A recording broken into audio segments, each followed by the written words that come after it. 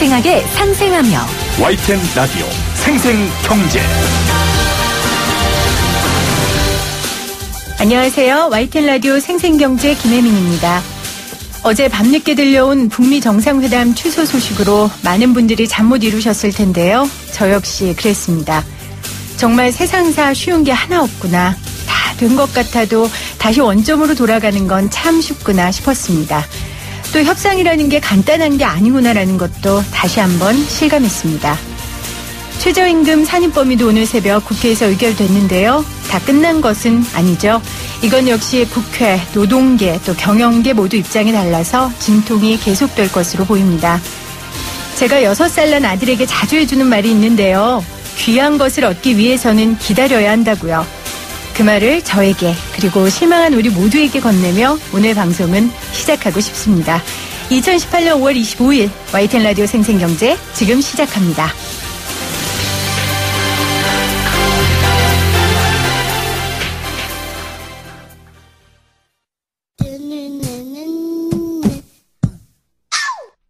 적금 한 번, 가계부 한 번 안 써본 주부 6년차 김혜민 PD와 함께하는 경제 시민 만들기 프로젝트 YTN 라디오 생생경제. 오늘 가장 뜨거운 경제 뉴스를 제일 생생하게 전해드리는 시간입니다. 어제 생생 인터뷰에서도 전해드렸는데요. 국회 환경노동위원회가 오늘 새벽 최저임금 산입 범위를 확정했습니다. 소득이 일정 기준 미만인 저임금 노동자들에 한해 최저임금 산입 범위 확대 대상에서 제외하는 방안을 검토하기로 한 건데요. 노동계는 적극적으로 반발하고 있습니다. 국회 환경노동위원회 더불어민주당 간사시죠? 한정혜 의원과 관련 이야기 나눠보도록 하겠습니다. 의원님 안녕하세요. 네, 안녕하세요. 한정혜입니다. 오늘 새벽에 마친 걸로 알고 있는데요. 네. 고생 많으셨죠? 늦게까지 했습니다. 네. 네. 논란이 됐었던 이 산입범위요. 올해 최저임금으로 책정된 이 157만 원을 기준으로 25%인 39만 3,422원을 초과하는 상여금, 그리고 7%인 11만 163원을 초과하는 복리후생수당을 최저임금에 산입하기로 했다. 이게 개정안의 핵심 아닙니까? 올해를 기준으로 보면 그 말씀이 맞고요. 네. 다만 올해는 그렇게 시행되고 있지 않기 때문에 2019년에 시행될 최저임금 월액의 25%에 해당하고 2019년에 시행될 최저임금 월액의 7%에 해당하는 복리후생 비용이 되기 때문에 네. 실제로는 그렇게 따지면은 39만 3,442원이 아니라 그렇죠. 40만 원을 좀 훨씬 초과할 가능성이 있고요. 마찬가지로 복리후생 수당의 경우에도 그렇게 따지면 아마 한 13만 원 정도, 아무튼 조금 지금보다는 훨씬 더 높아질 가능성은 있다. 네. 그리고 연봉으로 따지면 올해의 기준은 2,470만 원, 약 2,500만 원 기준을 잡고 2,500만 원 기준의 밑에 있는 저임금 노동자에 대해서는 최저임금 산입 범위에 영향을 안 미치도록 되지만 2019년 기준이 되면은 최저임금 인상률에 따라서 2,500이 아닌 훨씬 더 많은 금액을 상한으로 하는 금액에서 노동자들이 보호를 받을 수 있을 것으로 생각됩니다. 네. 상여금의 기준은 25%, 또 복리후생 수당은 7%를 각각 최저임금에 포함시키려 하셨다고 하셨는데 이 25%와 7%라는 기준은 어떻게 잡으신 겁니까? 저희가 이제 대체적으로 봤을 때 네. 상여금을 받는 회사들이 대체적으로 한 중소기업의 경우에도 그렇죠. 한 300% 정도를 받고 있었어요. 네. 그리고 복리후생 비용도 역시 마찬가지로 한 10만 원에서 15만 원 사이 정도를 어떤 방식이든지 좀 받고 계신 분이 많고, 네. 역으로는 사실은 올해의 그 최저임금 월액을 기준으로 봤을 때 연봉 한 2,500 정도가 기준이 되는데 그 기준을 거꾸로 환산을 좀 해봤더니 상여금으로 보면은 300%, 그래서 월로 따지면 한 25%, 그리고 복리후생 비용으로 보면은 약 120만 원 정도 되는, 그래서 네. 월로 따지면 한 7% 정도 되는 기준, 이렇게 잡았다고 보시면 될 것 같습니다. 네. 지금 상여금을 받는 회사라고 의원님께서 표현을 하셨는데 지금 이제 노동계에서는 이번 개정안이 상여금을 받는 회사의 직원들은 보호될 수 있지만 일당으로 받는 사람들 그런 사람들은 보호받지 못할 거다 이렇게 지금 반발하고 있거든요. 거기에 대해서는 어떻게 생각하세요? 그것은 이제 월급제로 받는 사람들은 가능하지만 일당은 보호받지 못했다라고 하시는데 일당을 받는 사람의 경우에는 네. 최저임금 시간급이 훨씬 더 중요합니다. 아닌 게 아니라. 그렇기 네. 때문에 시간급으로 받는 분들의 경우에는 내년도 최저임금 인상률, 저희 문재인 정부의 목표이기도 하고요. 가능하면은 최저시급을 많이 올려서 최저 기준에 있는 분들의 생계가 또는 네. 소득이 보장될 수 있도록 하겠다는 그런 의지를 갖고 있기 때문에 최저임금의 인상 이런 것들을 좀 봐주시면 될 것 같습니다. 오히려 최저임금 인상이 제대로 되게 하기 위해서 이렇게 네. 산입 범위를 좀 조정했다 이렇게 이해를 해주시면 좋을 것 같습니다. 네. 그 중위 연봉 2,500만 원으로 노동자의 연봉을 설정하셨잖아요. 네네. 이 기준도 궁금합니다. 저희가 최저임금 1만 원 공약을 아마 기억을 하실 겁니다. 네. 최저임금이 1만 원이면 이것을 월로 따지면 209만 원이 돼요. 네. 209만 원인데 이 최저임금 1만 원 그리고 월로 따졌을 때 209만 원이라고 하는 것이 우리나라 노동자들의 중위 연봉에 해당됩니다. 네. 중위 월봉에 해당됩니다. 그리고 그것을 연봉으로 환산하면 한 2,500만 원이 되는 것이죠. 그래서 우리나라 전체 노동자의 한 가운데점을 잡았다 이렇게 보시면 좋을 것 같습니다. 네. 저희가 잠시 후에 의원님 인터뷰 마치고 소상공인연합회의 입장도 좀 들을 생각인데요. 어쨌건 노동계에서 이렇게 많은 반발을 했는데도 통과시킨 것에 대한 것은 의원님도 부담이 좀 되실 것 같아요. 그럼에도 불구하고 통과시킨 이유가 어떤 게 있을까요? 일단 6월 달에 내년도 최저임금 인상률을 네. 결정을 해야 되는 상황이었고요. 지난해 저희가 16.4%라고 하는 최저임금 인상률을 가졌습니다. 그렇게 결정을 했고요. 네. 올해 그렇게 적용이 되고 있죠. 그리고 그때 16.4%라고 하는 인상률을 결정을 하면서 최저임금 산입 범위를 조정해야 된다라고 하는 최저임금위원회의 노사가 또 공의까지 다 공감대를 이루셨고 그것에 따라서 전문가 TF가 꾸려지고 또 전문가 TF가 만든 안들이 네. 만들어져서 공유도 되었습니다. 그래서 최저임금 산입 범위가 사실은 최저임금위원회에서 잘 논의가 되고 합의가 되었으면 좋았는데요. 올해 3월까지도 그게 합의가 되지 않아서 사실은 최저임금위원회에서는 더 이상 입장이 정리가 안 돼서 정부로 그것이 넘어온 상태입니다. 최저임금 네. 산입 범위를 정하는 것이. 그래서 정부에서는 국회에서 이것들을 좀 정리를 해달라라고 저희한테 요청을 해서 저희 국회에서 네. 이렇게 할 수밖에 없었습니다. 저희가 어제 한국노총 이야기도 좀 들어봤는데 여전히 노동계에서는 이 최저임금 산입 범위를 다시 최저임금위원회에서 논의하게 해달라 계속해서 네. 지금 주장하고 있고요. 또 환노위 안에 의원들조차도 국회에서 논의하는 것 자체를 반대하는 의원들도 있다고 들었는데요. 이미 결론이 난 거니까 이제 이 부분은 이야기하지 않아도 될까요? 아니면은 좀 다시 최저임금위원회로 갈 가능성도 있습니까? 아니 그렇지는 않습니다. 네. 애초에 이제 경총과 양대노총이 최저임금위원회에서 다시 논의를 하면 어떻겠느냐라고 했는데 그 당시 경총에서 이렇게 했던 것은 최저임금 산입 범위에 오히려 본인은 더 폭넓게 해당 네. 단체는 더 폭넓게 지금 저희가 결정한 것보다도 훨씬 더 폭넓게 합의를 이루었으면 좋겠다는 바람이 있었는데 실제 네. 그것이 어렵겠다는 판단하에 주장을 철회를 하셨고요. 네. 그리고 가장 최저임금위원회에서 중심을 잡고 조율을 해주시는 공익위원들 9분이 계신데요. 공익위원들께서는 최저임금위원회는 최저임금위원회에 지금 맡겨진 숙제, 최저임금 인상률을 결정하는 것에 주력을 하겠노라. 그래서 네. 산입 범위와 관련된 것은 국회에서 정리를 해줬으면 좋겠다. 이렇게 얘기를 해서 저희가 할 수밖에 없었습니다. 산입 범위가 정리가 돼야 이제 그 인상 폭이 정해질 거 아닙니까? 그렇습니다. 그렇죠? 네. 네. 이런 지적도 있습니다. 보통 노동법안에는 숫자를 구체적으로 제시하지 않는다. 왜냐하면 회사 근로자의 상황이 이제 다 제각기 다르니까요. 네. 이렇게 숫자를 좀 기준으로 이렇게 내세우면 과연 이런 원칙들이 노동 현실 속에서 잘 지켜질까 하는 지적들도 있거든요.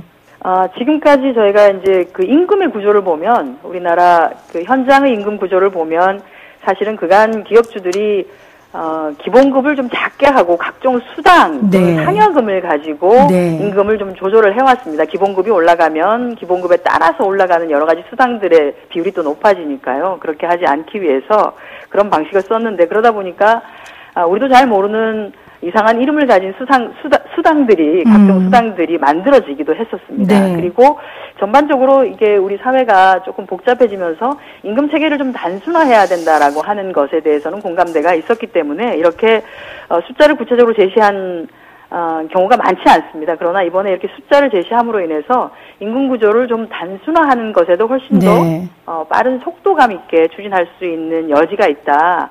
이런 결과로는 와지지 않을까 이렇게 봅니다. 네. 그러니까 단순화시키신다는 것은 기준을 분명하게 제시하시겠다는 말씀이시잖아요. 그렇습니다. 그런 의도로. 그래서 오히려 네. 현장에서는 판단하고 찾아보기가 훨씬 더 수월하게 되는 것이죠. 어저께 이제 저희가 정부와도 얘기를 같이 해가면서 했는데요. 정부는 이런 방식이 오히려 더 훨씬 그 급여 명세서나 이런 걸 봤을 때 훨씬 더 판단하기가 좋다. 이 회사가 네. 최저임금을 위반하고 있는지 그렇지 아니한지 하는 것을 판단하기가 좋다라는 얘기도 했었습니다. 네.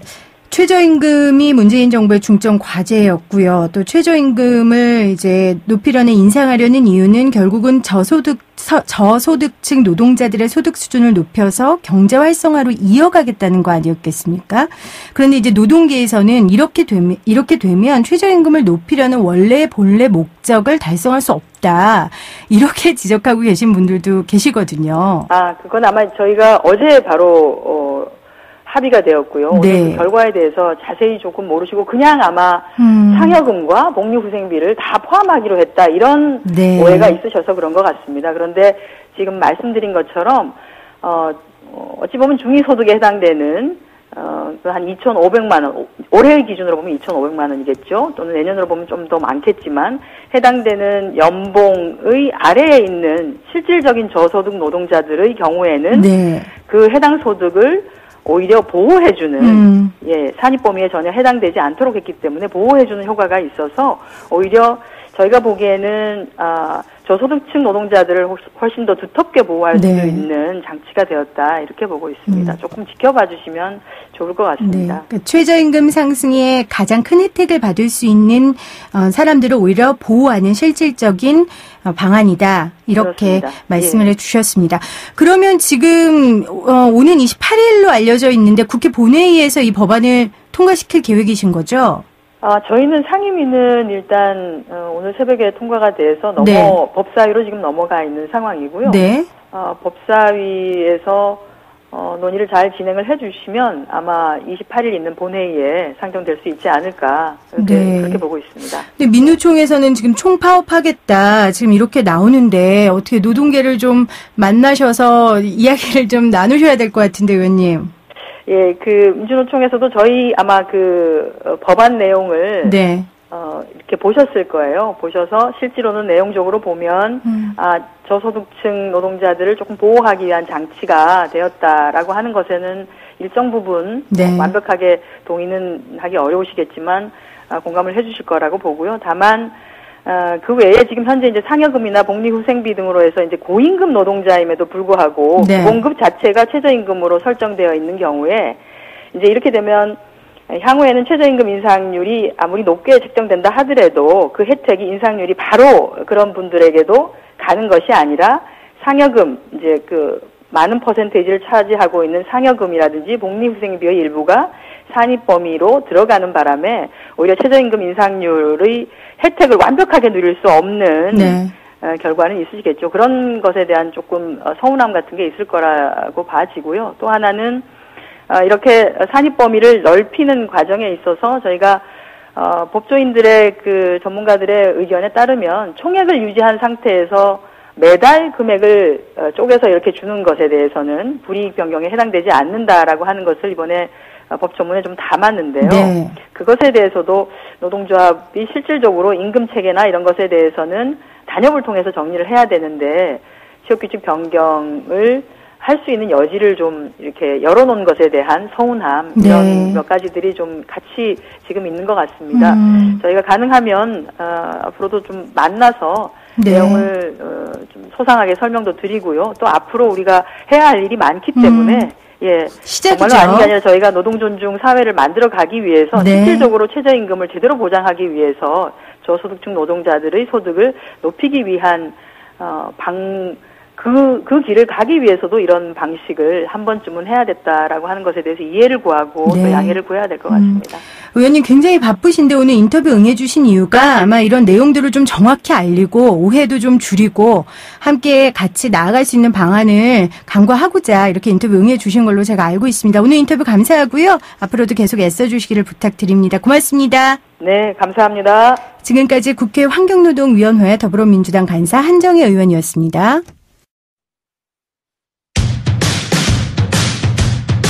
생생하게 상생하며 YTN 라디오 생생경제.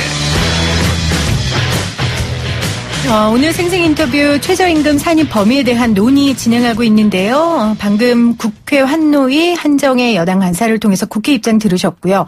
노동계 입장은 저희가 어제 한국노총을 통해 들려드렸습니다. 그래서 오늘은 소상공인들의 목소리를 들어보도록 하겠습니다. 사실 최저임금의 보호를 받아야 하는 노동자의 입장도 중요하지만 열악한 상황에서 이들에게 임금을 지불해야 하는 소상공인들의 상황도 팍팍하기는 마찬가지입니다.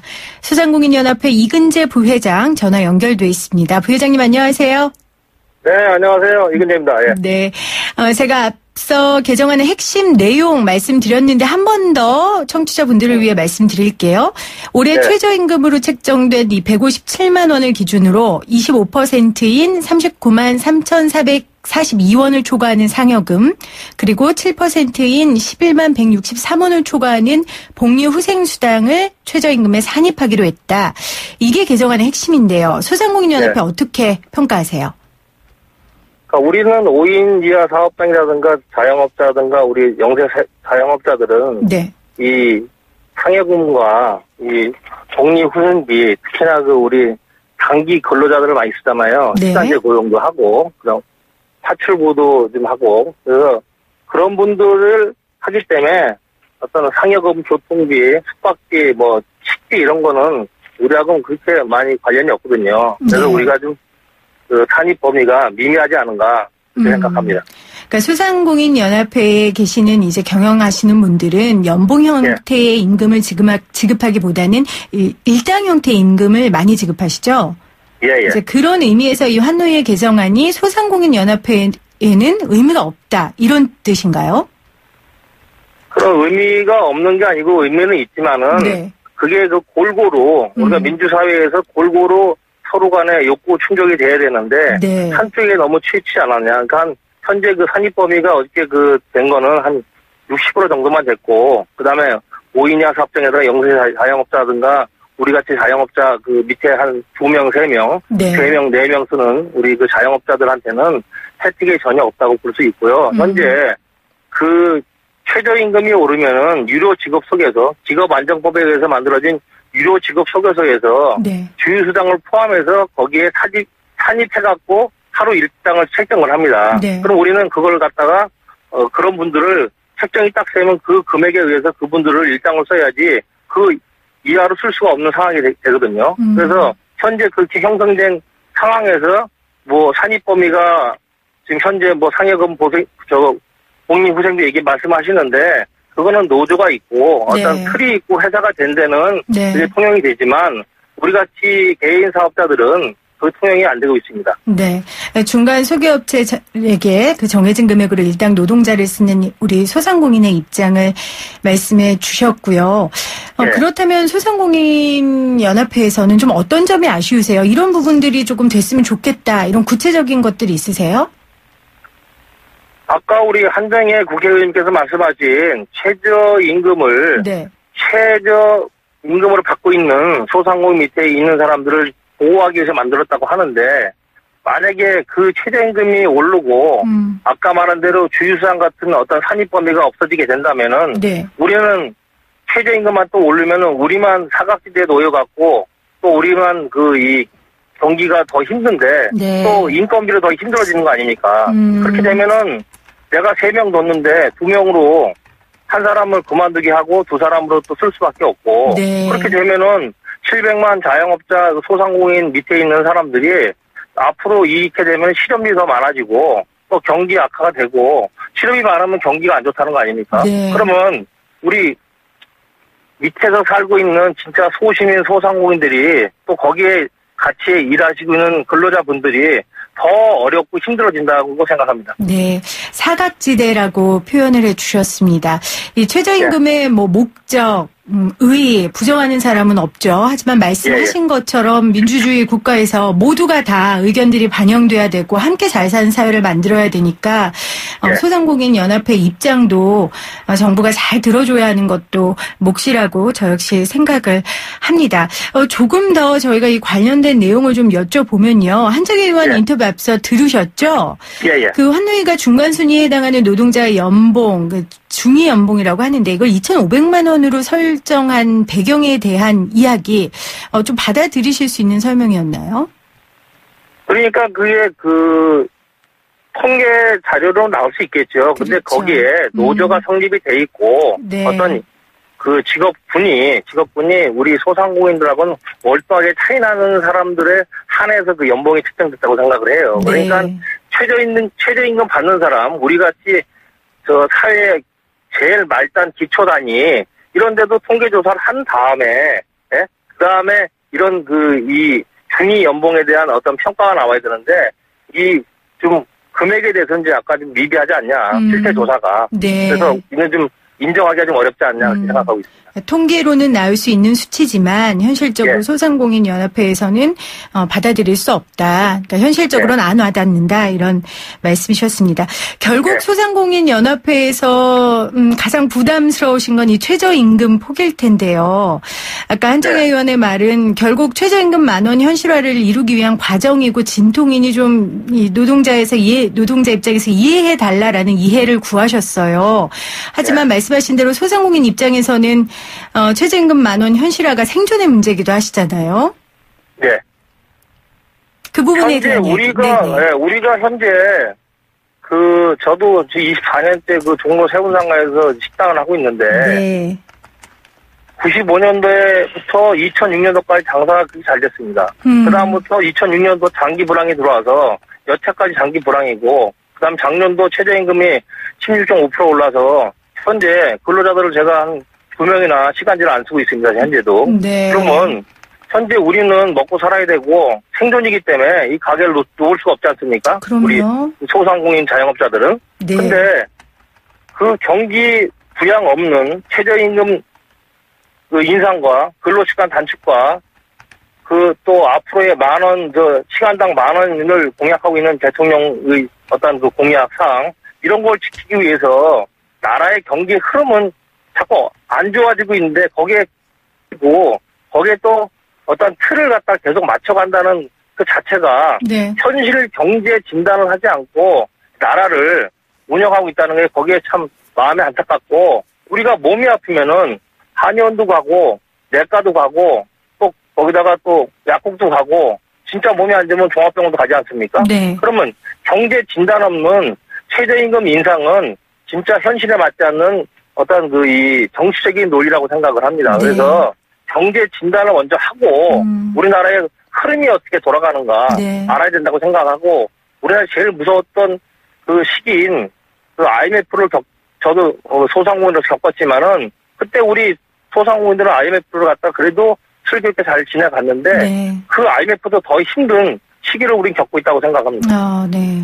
저임금 노동자에 대한 보호를 개정안에 담은 것처럼 이 자영업자에 대한 보호와 관련된 부분을 좀 넣을 필요가 있다라는 말씀, 그런 생각이 듭니다.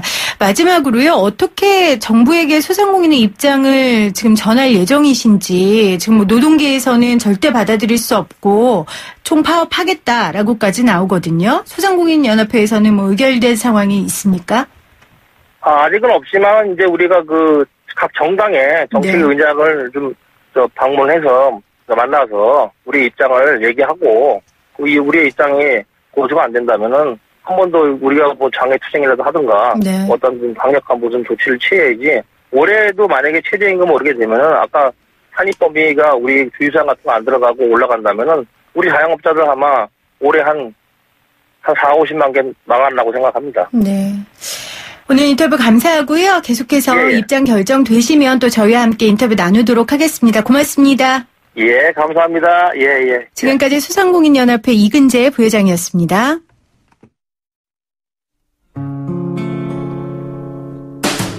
YTN 라디오 생생경제에서 여러분께 드리는 선물입니다. 밀리의 서재에서 전자책을 자유롭게 읽을 수 있는 3개월 무료 이용권을, 한국경제신문에서 다양한 경제서적을, 나도 읽고 싶다. 100% 영미권 1:1 프리미엄 화상영어 클라소에서 1개월 이용권, 나도 공부하고 싶다. 자연으로 빚은 톡 쏘는 아름다움, 주식회사 테미스의 테미스 센텔라 탄산팩 세트, 유해 성분 없는 순하고 순한 보습크림 아이스크림 크림, 나도 쓰고 싶다를 보내드립니다. 이 푸짐한 선물 받으실 수 있는 방법입니다. 지금부터 제가 내는 퀴즈 잘 들으시고요. 샵 0945 우물정 0945로 문자 보내주세요. 최저임금 산입 범위가 개편된 개정안이 오늘 새벽 국회 환노위 관련 소위를 통과했습니다. 이 개정안에 따르면 올해 최저임금 대비 정기상여금 25% 초과분, 복리후생비 7% 초과분이 최저임금에 포함되게 됐는데요. 당초 최저임금에 어떤 상여금과 복리후생비도 포함될 수 없다고 주장했던 노동계는 강력 반발하고 있는 상황입니다. 사실 이 논의는 최저임금이 이 금액으로 현실화되는 문제와 맞물려서 가장 뜨거운 노동 현안으로 떠오르고 있는데요. 문재인 대통령이 임기 내 현실화하겠다고 공약했던 최저임금은 얼마일까요? 오늘의 생생 퀴즈는 이 금액을 맞춰주시는 겁니다. 1번 2만 원, 2번 만 원입니다.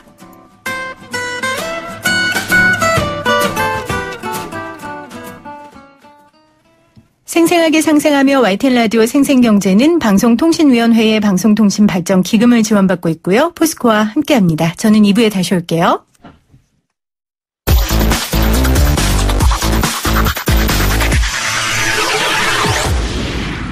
생생하게 상생하며 YTN 라디오 생생경제. 나만 몰랐던 경제 이야기. 이것도 경제야? 매주 금요일 이 시간에는 이것도 경제야 코너로 함께합니다. 생생경제 과외 선생님, 경향신문의 박병률 기자 나오셨어요. 안녕하세요. 네, 안녕하세요. 어제 저한테 밤에 문자를 보내셨어요. 북미 정상회담 취소됐는데 방송하냐고.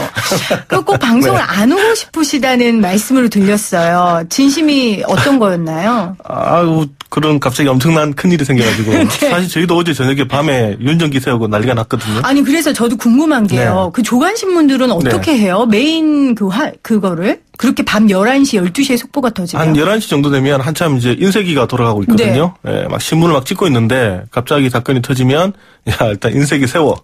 그리고 다시 판을 다시 짜죠. 와. 기사 다시 쓰고. 네. 그러면 뭐 늦으면 새벽 2시, 3시까지 쓰고 그럼 그때 인쇄가 되고 이제 배달이 되면 뭐 4시, 5시 되는데 그때쯤 되면 사실 서울밖에는 배달이 안 됩니다. 이미 지역은 그 전에 판이 가기 때문에 상대적으로 지방에 계신 분들은 옛날 신문을 볼 수밖에 없는 그런 측면도 있습니다. 그렇네요. 이처럼 우리를 힘들게 했던 이 북미 정상회담 취소 소식이요. 어젯밤에 우리 모두를 놀라게 했는데요. 트럼프 대통령이나 이 북한 김정은 위원장을 보면 둘이 좀 캐릭터가 비슷한 느낌이 들잖아요. 네. 그래서 그런지 이 둘의 그 협상 과정, 이 내용들을 보면 아슬아슬한 게임을 하는 듯한 인상을 많이 받아요. 네. 이런 것도 경제학적으로 분석할 수 있습니까? 네, 있습니다. 뭐 많은 분들이 아실 텐데 게임 이론이라는 게 있습니다. 네. 경제학이라는 것은 결국 이제 사람들의 선택의 문제라고 말씀을 드렸는데 우리가 일상에서 보면 사실 선택이 내가 일방적으로 하는 선택도 있지만 상당수는 보면 사실 두 사람 간의 그렇죠. 관계가 많죠. 대표적인 게 계약이고요.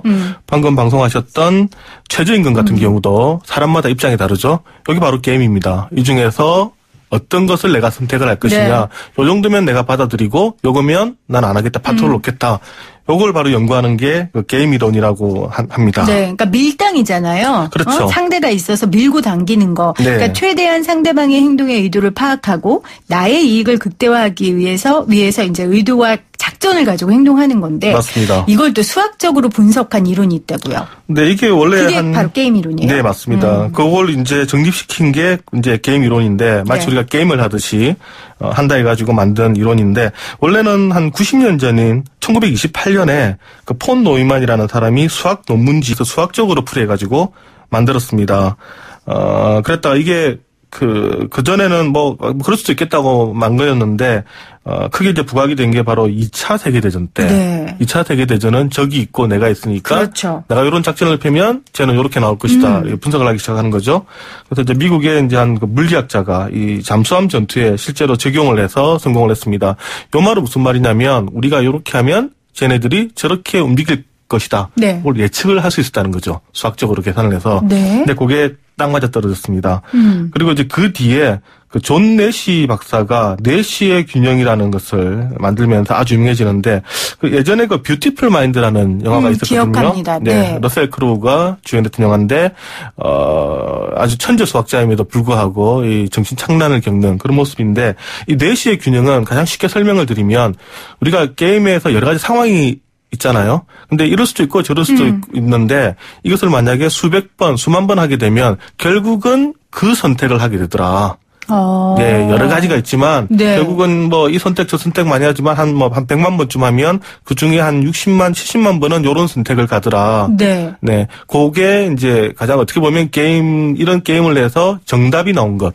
그걸 이제 바로 이제 내시의 균형이다. 이렇게 얘기를 합니다. 그러니까 상황이 매번 달라져도 그게 계속 반복되면 그 사람이 선택하는 게 일관적으로 같다라는 뜻인가요? 어떤 똑같은 게임을 줬을 때 사람들마다 이제 선택을 좀 다르게 할 수가 그렇죠. 있겠죠. 그러니까 같은 건데도 불구하고 사람의 성향이라든가 또 상황이라든가 네. 그래서 여러 가지 다른 선택을 하는데 그 중에 다른 변수가 없이 정상적인 사람이라면 다수는 결국 이런 선택을 하게 되더라. 네. 라는 겁니다.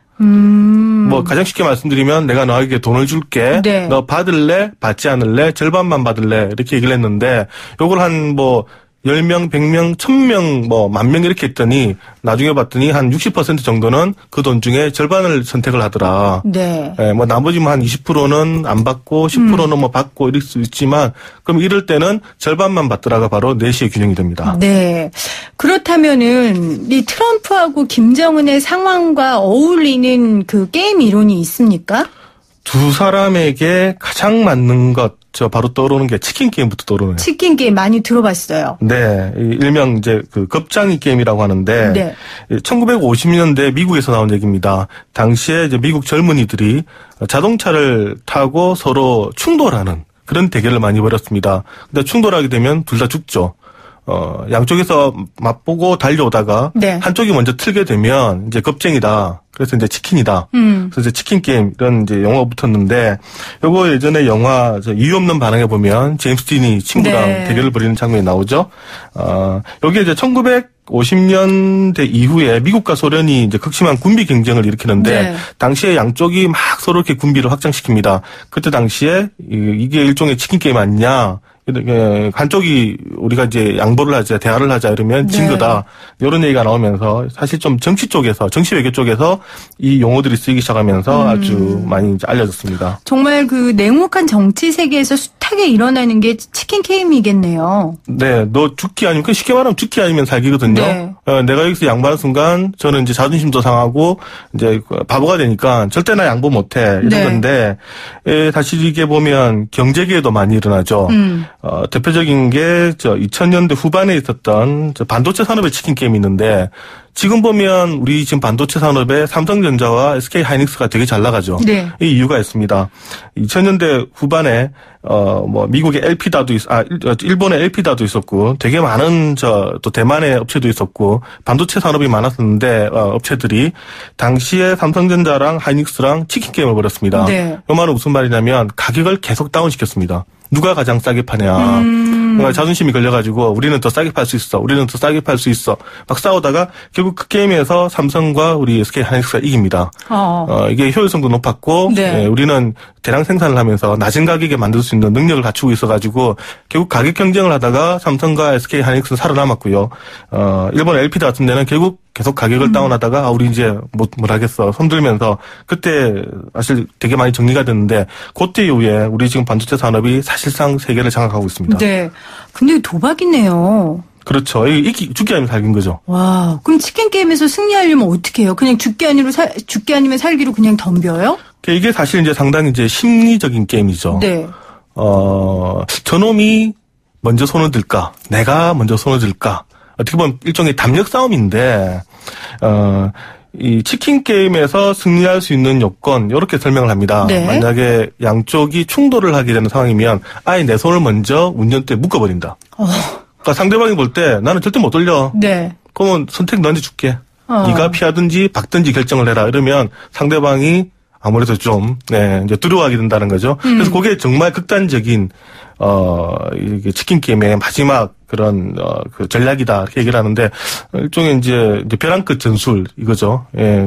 과거에 북한이 사실 많이 썼던 전술이고, 최근에는 좀 트럼프 대통령도 약간 보이는 것 같습니다. 아니, 그러면, 네. 아까 그 김정은 위원장과 그 트럼프 대통령이 치킨 게임을 하고 있다. 네. 했다 했는데, 그럼 누가 승자예요? 지금으로 보면, 현재 스코어. 글쎄요, 지금 현재 스코어. 근데 기자님의 개인 생각은? 지금 계속 변하고 있죠. 네. 첫째는, 글쎄요. 이게 북한은 계속해서 이제 핵을 만든다고 하면서 싸웠었는데 지금 봤을 때는 미국 쪽이 좀 승리하지 않았나 싶은 생각도 들고요. 네. 왜냐하면 대북 제재가 들어가면서 북한이 결국 이제 나올 수밖에 없는 이제 그런 측면도 있지 않았나 싶은데 물론 이제 북이 핵을 가지고 있으면서 이제 자신감을 얻었기 때문에 지금 치킨 게임은 지금 계속 진행 중이다. 진행 중이다. 근데 이게 원래 아까 제가 내시의 균형 말씀드렸는데 네. 치킨 게임에서의 내시의 균형은 뭐냐면 둘이 타협을 한답니다. 왜냐하면 죽을 수는 없기 때문에 그렇죠. 죽는 것보다는 둘 다 방향을 틀든지 아니면 둘 중에 한 명은 방향을 튼답니다. 네. 근데 이거는 이런 변수가 두 사람 다 아주 합리적인 사람일 때 경우인데 만약에 두 사람이 합리적이지 않는 우리가 이제 흔히 그냥 속된 말로 하는 도라이다. 만약에 네. 비정상적이다. 그다음에 좀 망상가다. 이런 경우는 서로 양보를 하지 않죠. 그러면 충돌이 되고 그게 전쟁으로도 나타날 수가 있는 거죠. 김정은 위원장과 그 트럼프 대통령의 특징을 우리가 보통 그렇게 지금 말씀하신 것처럼 이야기하는데. 네. 그러니까 지금 근데 북한이 좀 여지를 줬잖아요. 네. 다시 대화할 수 있다. 네. 좀 오히려 미국보다 합리적인 태도를 취했거든요. 네. 그러면 어떻게 될까요? 어제 상황만 보면 또 다른 게임 이론을 네. 들고 나올 수가 있습니다. 네. 최후 통첩 게임이라는 또 이런 게임이 이게 있습니다. 북한의 벼랑 끝 전술하고 비슷한 거예요? 그거하고는 좀 다른가요? 이건 어제 어떻게 보면 트럼프 대통령의 행동이 제가 보기에는 최후 통첩 게임 비슷한 것 같습니다. 네. 어제 갑자기 우리 북미 정상회담 하지 않겠다. 취소하겠다. 라고 던졌는데, 이 최후 통첩 게임이란 건, 뭐냐면, 두 사람의 역시 게임인데요. A라는 사람이 이제 B에게 어떤 얘기를 하면서 이게 나의 마지막 오더야. 라고 네. 던지는 그런 게임입니다. 근데 구체적으로 어떤 내용이냐면, 제가 만약에 돈을 가지고 있습니다. 이제 100만 원이라는 돈을 가지고 있는데, 네. 이 중에서 내가 당신한테 얼마를 주겠다. 네. 근데 네가 받든지 말든지 결정을 해라. 네. 라고 하는 겁니다. 근데 여기서 하나의 변수가 뭐냐면 저기서 오케이 내가 받을게 하면 이 게임이 성립이 되는데 내가 받지 않게 하면 이 게임은 완전 파토가 나게 됩니다. 이런 건데 어떤 경우가 있냐면 이런 게 있습니다. 만약에 제가 어떤 사람이 저한테 갑자기 돈 100만 원을 줍니다. 네. 그러면서 누구에게 지금 제가 만약에 지금 우리 진행자분께 돈을 줘라. 돈을 주는데 서로 이제 나눠라는 얘기죠. 근데 네. 돈을 제가 줄 수가 있습니다. 그 결정은 제가 할 수가 있습니다. 근데 제가 돈을 주는데 만약에 받는 쪽에서 진행자분께서 예를 들면 좋아요. 그럼 나 이거 오케이. 이 정도면 만족해요. 이러면 나도 그 돈을 벌고 진행자도 봅니다. 네. 근데 원래 이 게임에서 우리가 되게 합리적이다라고 보면 이게 제가 선택할 수 있는 돈이 얼마가 될 것 같습니까? 만약에 최소 단위를 10,000원이라고 생각한다면 질문하지 마세요. 그냥 말씀하세요. 어려워요. 네. 가장 합리적인 거는 네. 내가 지금 100만 원 있지만 네. 지금 내 돈을 줘야 되잖아요. 그럼 사실 저는 10,000원만 주면 되는 거죠. 가장 최소 단위가 10,000원이라면. 네. 주기만 하면 되는 그렇죠. 거니까. 네. 제가 10,000원을 주면 나는 99만 원을 네, 얻고 네. 10,000원을 드린 겁니다. 또 받는 쪽에서는 마찬가지죠. 지금 한 푼도 없는데 그렇죠. 10,000원을 받으면 네. 고마운 거죠. 그럼 나도 10,000원 생기니까. 네. 그러면 가장 합리적인 인간이라면 저는 99만 원, 10,000원, 또 네. 받는 쪽은 10,000원. 이렇게 되면 대결이 성사가 돼야 됩니다. 그런데 과연 현실에서는 그렇게 될까요? 그렇게 안 되니까 저한테 여쭤보시는 거겠죠? 그렇죠. 받는 쪽에서는 한 가지 권리가 있다 그랬죠. 내가 이거 안 받게 하면 이 거래는 파토가 되면서 상대방도 돈을 못 받게 됩니다. 에이, 못됐다, 그거는. 네. 그래 되면, 너도 100만 원 공짜로 생겼는데, 네. 네가 99만 원을 먹고 나한테 10,000원만 줘? 나는 안 받아. 양쪽이 파토가 되는 거죠. 그러면 이제 주는 쪽에서는 그게 두려운 겁니다. 네. 10,000원 줬는데 제가 안 받으면 나 99만 원 다 못 받잖아. 그럼 얼마 주면 제가 만족을 할까? 네. 한 10만 원 주면 만족을 할까? 근데 제가 좀 탐욕스러워가지고 10만 원 안 될까? 20만 원을 줄까? 30만 원 줄까? 막 이런 생각을 한다라는 거죠. 거기서 제가 결정을, 왜냐면 내가 더 많이 먹으려고 하다 보면 뺏길 수가 있으니까 네네. 그 판단을 계속을 해야 되는데 이게 바로 이제 최후 통첩 게임이라고 합니다. 네. 근데 요 실험을 많이 해봤더니 이것도 이제 4시의 균형 봤더니 보통 한번 통상적으로 한 30%에서 40%의 돈은 줘야 상대방이 오케이 하더라는 겁니다. 근데 제가 100만 원 있으면 내가 60만 원 하고 너 한 40만 원에 이러면 그래 그러면 나 한 40만 원 먹을게 너도 60만 원 먹어 이렇게 인정을 한다는 거죠. 이게 최후 통첩 게임인데 말이 어려워서 그렇지 실제로 많이 벌어지죠. 대표적인 게 부동산 거래할 때. 받는 사람은 최대한 많이 받고 싶은데. 그렇죠. 예, 주는 사람은 또 최대한 적게 주고 싶고. 네. 근데 만약에 둘 중에 한 명이 과도하게 욕심을 내면 이 거래는 파토가 납니다. 그러면 나는 선택을 해야 되죠. 좀 내가 양보를 하고 가격을 좀 깎아가지고 부를까? 네. 아니면 또 사는 쪽에서 그럼 나도 좀 덜 받을까? 왜냐하면 나 이 물건 되게 사고 싶은데. 그러면 이제 둘 중에 한 명 중에 그 물건을 더 사고 싶은 사람은 네. 더 양보를 하겠죠. 이제 이런 것들이 이제 최후 통첩 게임인데, 이 최후 통첩 게임에 보면 또 재밌는 게, 주는 돈이 얼마나에 따라서 또 그 판단이 달라집니다. 예를 들면 아까 제가 100만 원을 말씀드렸는데, 제가 한 100억을 가지고 있다. 네. 이러면 받는 쪽에서 40%까지 욕심을 안 낸다는 거죠.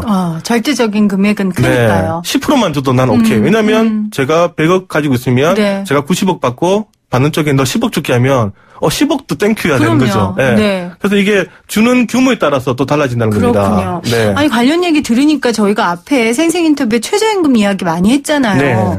이것도 되게 여기에 적용이 잘 되는 것 같아요. 맞습니다. 그러니까 아예 파토 내버리면 네. 이게 너무 혼란이 심하니까. 그러니까요. 그럼 어디까지 우리가 양보를 해야 되느냐. 네. 그 절충안이 사실은 다 이제 최후 통첩 게임에 그렇네요. 들어갈 수 있는 건데. 네. 어제 트럼프 대통령의 그 얘기도 보면 양쪽이 완전 파토를 낸 건 아니거든요.